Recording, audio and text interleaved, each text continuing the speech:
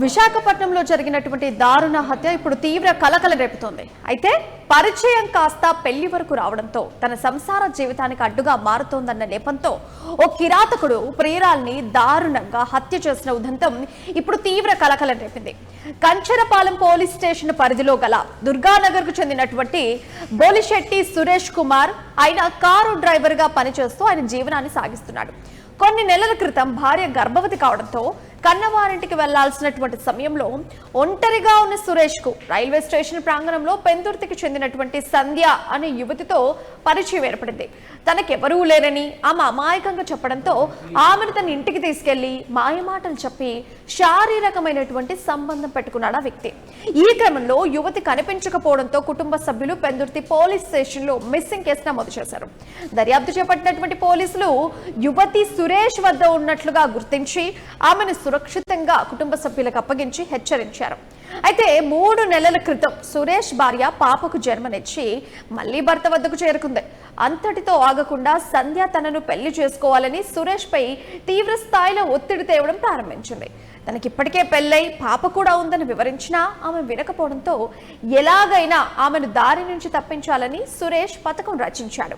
పెళ్లి చేసుకోవాలంటూ గత నెల 15వ తేదీన సురేష్ ఇంటికి వచ్చిన సంధ్యతో అతను తీవ్ర స్థాయిలో గొడవపడ్డాడు.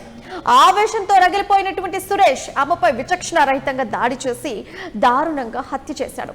హతమార్చిన తర్వాత రక్తం చిందకుండా మృతదేహాన్ని ఒక గోనె సంచిలో భద్రపరిచి ఎవరికీ కూడా అనుమానం రాకుండా ఇంట్లోనే దాచాడు. అనంతరం నిందితుడు ఏమీ ఎరగనట్లు నగరంలోనే ఒక జగదాంబ జంక్షన్ కు వెళ్లి మృతదేహం పట్టేటంత పెద్ద ట్రాలీ సూట్ కేసును ఆయన అక్కడ కొనుక్కున్నారు.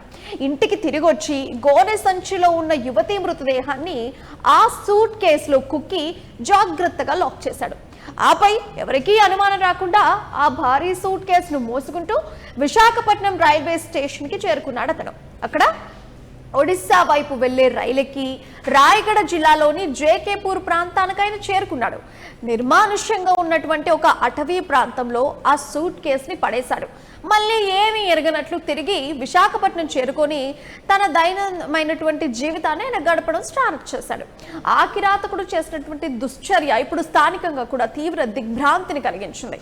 ఇక రాయగడ సమీపంలోని జేకేపూర్ నిర్మానుష్య ప్రాంతంలో అనుమానాస్పదంగా పడి ఉన్న సూట్ కేసు నుంచి దుర్గంధం వస్తుండడంతో అక్కడ ఉండేటువంటి స్థానికులంతా కూడా దాన్ని గమనించి ఒడిశా పోలీసులకు సమాచారం చేరవేశారు. ఘటనా స్థలానికి చేరుకున్నటువంటి పోలీసులు సూట్ కేసు తెరిచి చూస్తే గోనె సంచిలో కుళ్ళిన స్థితిలో ఉన్నటువంటి ఒక మహిళ మృతదేహం వారికి లభ్యమైంది. దీంతో రాయగడ పోలీసులు హత్య కేసు నమోదు చేసి దర్యాప్తు వేగవంతం చేశారు. రైల్వే స్టేషన్ పరిసరాల్లోని సీసీటీవీ ఫుటేజ్లను జల్లడ పట్టేశారు. ఒక వ్యక్తి నల్లటి సూట్ కేసును మోసుకెళ్తున్నటువంటి దృశ్యాలు నిందితుడి జాడను స్పష్టంగా చూపించాయి. అయితే ఫుటేజీ ఆధారంగా నిందితుడు విశాఖపట్నం నుంచి వచ్చాడని తేలడంతో రాయగడ ప్రత్యేక పోలీస్ బృందం గురువారం నగరానికి చేరుకుంది. నగర పోలీసుల సాయంతో సాంకేతిక పరిజ్ఞానాన్ని ఉపయోగించి నిందితుడి చిరునామా కంచరపాలెం దుర్గానగర్ అని గుర్తించారు. వెంటనే రంగంలోకి దిగిన పోలీసులు సురేష్ ను అతని నివాసంలోనే చుట్టుముట్టి అదుపులోకి తీసుకున్నారు. ఈ కేసు విశాఖ ఒడిశా పోలీసుల సమన్వయంతో వేగంగా ఓ కొలిక్కైతే వచ్చింది. అయితే పోలీసుల విచారణలో నిందితుడు సురేష్ తాను చేసిన దారుణ హత్యనైతే ఆయన అంగీకరించాడు. హత్యకు ఉపయోగించినటువంటి సామాగ్రితో పాటు హత్యకు గురైన యువతి వ్యక్తిగత వస్తువులను కూడా స్వాధీనం చేసుకున్నారు పోలీసులు. అయితే భార్య పిల్లలతో సంతోషంగా ఉండాలనేటువంటి ఉద్దేశంతోనే సంధ్యను వదిలించుకోవడానికి ఈ ఘాతుకాన్ని కొడిగట్టినట్లు విచారణలో ఆయన ఒప్పుకున్నాడు. సీసీటీవీ ఫుటేజ్ లేకపోతే ఈ కేసు ఎప్పటికీ ఓ మిస్టరీగానే మిగిలిపోయేదని అధికారులు అయితే అభిప్రాయపడ్డారు.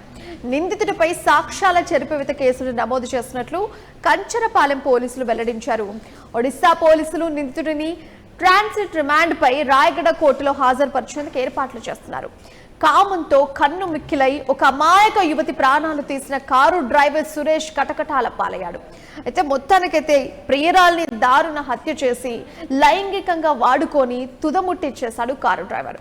ఒక మృతదేహాన్ని సూట్ కేసులో కుక్కి రాయగడకు ఈ కిరాతకుడు తరలించాడు. మొత్తానికైతే పోలీసులు సీసీ ఫుటేజ్ ఆధారంగా విశాఖలో ఈ నిందితుడిని అయితే అరెస్ట్ చేయడం జరిగింది. అయితే విశాఖపట్నం కంచరపాలెం పరిధిలో ఉన్నటువంటి దుర్గానగర్కు చెందినటువంటి బొలిశెట్టి సురేష్ ఆయన ఆటో డ్రైవర్గా పనిచేస్తున్నాడు.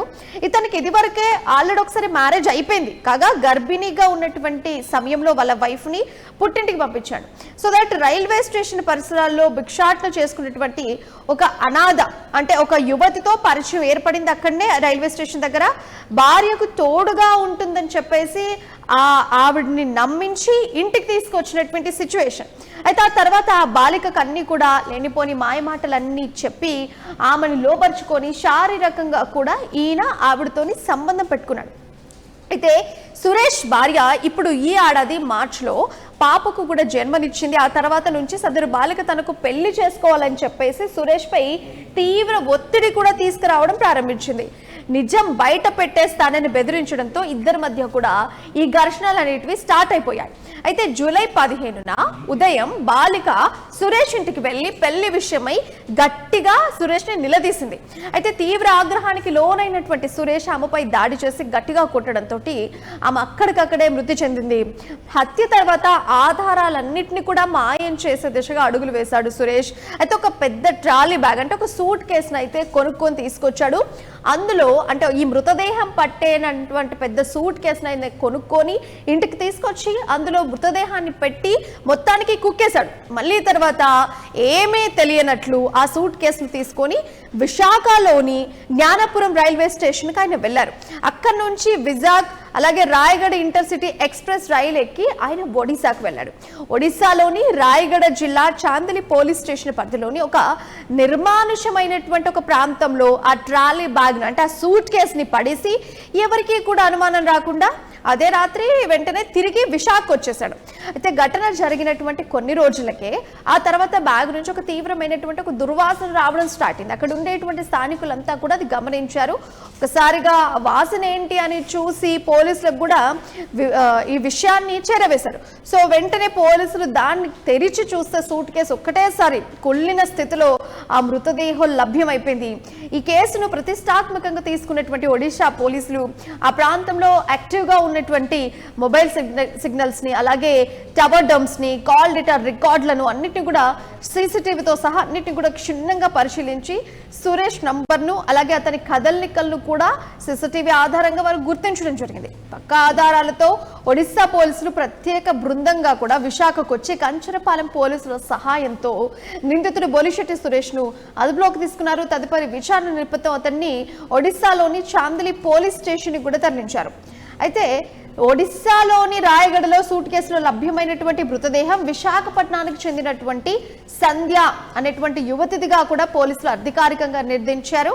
సో మొత్తానికైతే నిందితుడైన బొలిశెట్టి సురేష్ పోలీస్ శాఖకు చెందినటువంటి ఒక అధికారిక వాహనానికి యాక్టింగ్ డ్రైవర్గా అంటే ఇది ఒక తాత్కాలిక డ్రైవర్గా కూడా ఆయన పనిచేస్తున్నారు. సో పోలీస్ వాహనాల డ్రైవర్గా చేయడం వల్ల ఇతనికి పోలీస్ దర్యాప్తు శైలి సీసీటీవీల పనితీరు తప్పించుకునే మార్గాలపై కూడా ఆయనకు ముందే అవగాహన ఉండి సాక్ష్యాలన్నింటినీ కూడా తారుమారు చేసే దిశగా ఆయన అడుగులు వేశాడు. బట్ స్టిల్ ఇక పోలీసులకైతే ఆయన దొరికిపోవడం జరిగింది. దొరికిన తర్వాత హత్య కూడా ఆయనే చేశాను అని చెప్పేసి ఆయన అంగీకరించాడు. ఆయన వివాహ జీవితం ఏదైతే ఉందో సాఫీగా సాగిపోవాలని చెప్పేసి నేను హత్య చేశానని చెప్పేసి ఆయన ఒప్పుకోవడం జరిగింది. సో మొత్తానికైతే సురేష్ అయితే పోలీసులు అరెస్ట్ చేశారు. మిగిలిన దర్యాప్తు ఇంకా జరుగుతుంది.